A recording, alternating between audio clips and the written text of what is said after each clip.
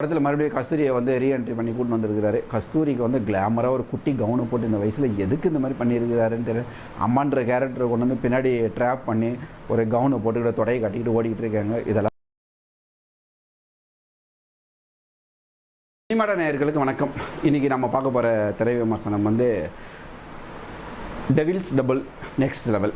இந்த படம் தான் பிரேம் ஆனந்த் இயக்கத்தில் நம்ம சந்தானம் மற்றும் அவருடைய குழுவினர் நடித்திருக்கிற திரைப்படம் தான் வந்து இந்த திரைப்படம். வழக்கமாக நம்ம சந்தானம் என்ன கதை எடுப்பார், பேய் கதை தான் எடுப்பார். இந்த படத்துலையும் பேய் கதை எடுத்துக்கிறாரு. ஆனால் அவருக்கு வந்து கதை கிடைக்கல. என்ன கதை எடுக்கிறதுன்னு தெரியாமல் அந்த டீம் என்ன பண்ணியிருக்காங்க, இந்த சினிமா விமர்சகர்கள் இருக்காங்கல்ல, இவங்களெல்லாம் கலாய்ச்சி ஒரு படம் எடுக்கலான்னு சொல்லிட்டு பிளான் பண்ணியிருக்காங்க. அதை எப்படி பேய் படத்துக்குள்ளே கொண்டு வரலாம், ஒரு ஃபேண்டசி கதைக்குள்ளே எப்படி கொண்டு வரலான்னு சொல்லிட்டு பிளான் பண்ணியிருக்காங்க. அதுக்கான கதைக்களமாக வந்து சந்தானம் வந்து இந்த படத்தில் வந்து ஒரு சினிமா ரிவ்யூவராக நடிச்சிருக்கிறாரு. நம்ம இவர் வந்து செல்வராகவன் வந்து ஒரு பேய வரார். அவர் ஏன் பேய வராருன்னு சொல்லிட்டு காட்டல. அவர் ஒரு தேட்டர் வச்சுருக்கிறாரு. அவர் வந்து இந்த சினிமா ரிவ்யூ பண்ணுறவங்களெல்லாம் வந்து ட்ராப் பண்ணி சினிமாவுக்குள்ளே கொண்டு போய் ஸ்க்ரீனுக்குள்ளே அந்த படத்துக்குள்ளே அவங்கள கொண்டு போய்ட்டு, அதாவது டைம் ட்ராவல் மாதிரி அந்த படத்துக்குள்ளே கொண்டு போயிட்டு அவங்கள ரிவ்யூ பண்ண விடுவார். அதுக்குள்ளே ஒரு சின்ன கேம் வைப்பார். அந்த கேமில் தான் அவங்க தப்பிச்சு வரலாம், உள்ளவே போட்டு தள்ளிவிடுவார். இந்த மாதிரியான ஒரு வேலை பண்ணிட்டு இருக்கும்போது அவர் வந்து ஒரு கட்டத்தில் சந்தானத்தையும் அதே மாதிரி கூப்பிட்றாரு. அவர் கூட நம்ம மொட்டராஜ் இருந்தாலும் இந்த மாதிரி ஒரு அவங்க அப்பா நிழல்கள் ரவி, அவங்க அம்மா வந்து கஸ்தூரி, இப்படி எல்லாருமே போய் அந்த இதில் மாட்டுறாங்க, அந்த ட்ராப்பில் மாட்டுறாங்க. அந்த ட்ராப்லேருந்து அவங்க வந்து எப்படி அந்த கேமை விளையாடி வெளியில் வராங்க அப்படின்றதான் இந்த படத்துடைய கதை. இதுக்கு இவர் ஏன் வந்து சினிமாவை ரிவ்யூ பண்ணுறவங்களை தேர்ந்தெடுத்தாருன்னு தெரியல. அந்த விஷயத்திலாவது ஒழுங்காக போயிருக்கிறாருன்னு சொன்ன திரைக்கதையில் நம்ம பிரேமானந்த் பயங்கரமாக போட்டு விட்டுருக்கிறாரு.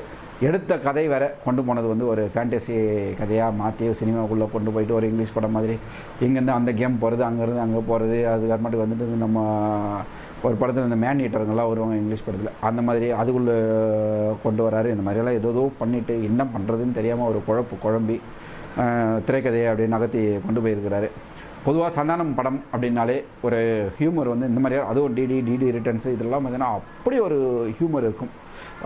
ஃப்ரேம் பை ஃப்ரேம் வந்து நம்ம வந்து சிரித்து அப்படி என்ஜாய் பண்ணோம். இப்படியான சூழலில் இந்த படம் பண்ணியிருப்பாங்கன்னு சொல்லிட்டு நம்ம உள்ளே போய் உக்காந்தோம்னா ஃபர்ஸ்ட் ஹாஃபில் ஒரு 4 சீன் சிரிப்பு வருது, செகண்ட் ஹாஃபில் ஒரு 3 சீன் சிரிப்பு வருது. ஏன்னா சிரிப்பு மிஸ்ஸிங் இந்த படத்தில். நம்ம சந்தானத்தோடைய நடிப்பில் சந்தானமும் ஒரு மாதிரி ஒரு லாங்குவேஜ் ஒன்று கொடுத்துருக்காரு. இன்னும் ப்ரோ வாட் ப்ரோ இப்படியே தான் பேசிட்டு இருக்காரு. அவர் விஜய் கலாய்க்கிறதுக்கு எடுத்தாரா இல்லை சென்னை லாங்குவேஜ் அதுதான்றதுக்காக எடுத்தாரான்னு சொல்லிட்டு தெரியல. எப்போ பாரு ப்ரோன்னிட்டு இருக்கிறாரு. இந்த படத்தில் மறுபடியும் கஸ்தூரியை வந்து ரீஎன்ட்ரி பண்ணி கூட்டு வந்திருக்கிறாரு. கஸ்தூரிக்கு வந்து கிளாமராக ஒரு குட்டி கவுனை போட்டு இந்த வயசில் எதுக்கு இந்த மாதிரி பண்ணியிருக்கிறாருன்னு தெரியல. அம்மான்ற கேரக்டரை கொண்டு வந்து பின்னாடி ட்ராப் பண்ணி ஒரு கவுனை போட்டுக்கிட்ட தொடையை கட்டிக்கிட்டு ஓடிக்கிட்டு இருக்காங்க. இதெல்லாம் வந்து தேவையா திரு பிரேமானந்த் அவர்களே? அதுக்கப்புறம் இதில் வந்து கௌதம் மேனன் உள்ளே கொண்டு வந்திருக்கிறாங்க.